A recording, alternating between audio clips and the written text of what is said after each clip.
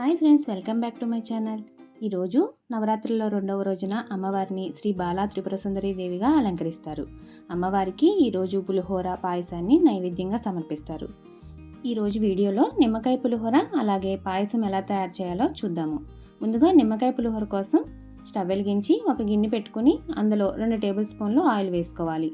Oil heat అయిన తర్వాత అందులో 1 టేబుల్ స్పూన్ పచ్చిశనగపప్పు, 1/2 టేబుల్ స్పూన్ మినపప్పు, 1/2 టేబుల్ స్పూన్ ఆవాలు, 1 టేబుల్ స్పూన్ వేరుశనగపప్పులు, 2 ఎండుమిరపకాయలు, 1 టేబుల్ స్పూన్ జీడిపప్పు, 4-5 పచ్చిమిరపకాయలు, కొంచెం కరివేపాకు వేసి, అలాగే కావాలనుకుంటే మీరు చిటికెడు ఇంగువ కూడా వేసుకోవచ్చు.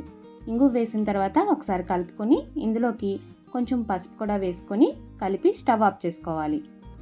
ఇలా రెడీ చేసుకున్న తాలింపుని పక్కన పెట్టుకొని ఇప్పుడు ఒక బౌల్ తీసుకొని అందులోకి 1 గ్లాసు ఉడికించిన రైస్ తీసుకొని అందులోకి రుచికి సరిపడినంత ఉప్పు అలాగే పులుపుకి సరిపడినంత నిమ్మరసం వేసుకొని కలుపుకోవాలి.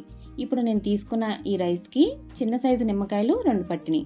అదే పెద్దదైతే 1 సరిపోతుంది. నిమ్మరసం ఉప్పు వేసిన తర్వాత ఒకసారి రైస్ని బాగా కలుపుకోవాలి. ఆ తర్వాత ఇంతకుముందే రెడీ చేసి పెట్టుకున్న తాలింపును కూడా వేసి ఇవన్నీ బాగా మిక్స్ అయ్యేలాగా కలుపుకొని ఒక సర్వింగ్ బౌల్లో తీసుకొని అమ్మవారికి ప్రసాదంగా సమర్పించడమే.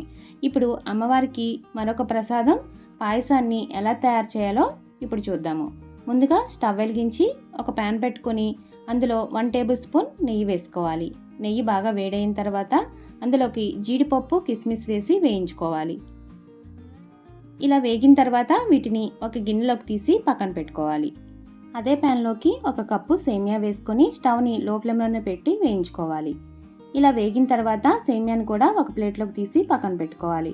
ఇప్పుడు ఒక గిన్నెలోకి ఏ కప్పుతో అయితే సేమియా తీసుకున్నామో ఆ కప్పుతోటే 4 కప్పులు పాలు అలాగే 2 కప్పులు నీళ్లు వేసుకొని 2 పొంగులు వచ్చేంత వరకు పాలని ఇలా మరిగించుకోవాలి. పాలు ఇలా మరిగిన తర్వాత ఇందులోకి వేయించి పక్కన పెట్టుకున్న సేమియా వేసి ఉడికించుకోవాలి. సేమియా వేసిన తర్వాత ఇలా కలుపుతూ ఉడికించుకోవాలి, లేదంటే ఉండలు కడుతుంది. నేను ఇప్పుడు చెప్పిన కొలతలతో కనుక మీరు సేమియా పాయసం తయారు చేసినట్లయితే సేమియా పాయసం ఎంతసేపు ఉన్నా పలచగానే ఉంటుంది. తప్పకుండా మీరు కూడా ట్రై చేయండి. సేమియా ఇలా ఉడికిన తర్వాత ఇందులోకి 1/4 కప్పు పంచదార వేసుకోవాలి.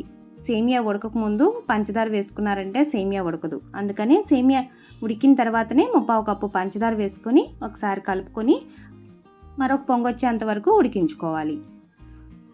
ఆ తర్వాత ఇందులోకి 1/2 టేబుల్ స్పూన్ యాలకుల పొడి, వేయించి పక్కన పెట్టుకున్న జీడిపప్పు, కిస్మిస్ వేసి ఒకసారి కలుపుకొని ఒక సర్వింగ్ బౌల్లోకి తీసి అమ్మవారికి నైవేద్యంగా సమర్పించడమే. చూసారు కదా, అమ్మవారికి ఇష్టమైన పులిహోర అలాగే పాయసం ఎలా తయారు చేయాలో మీరు కూడా తయారు చేసి అమ్మవారికి నైవేద్యంగా సమర్పించండి.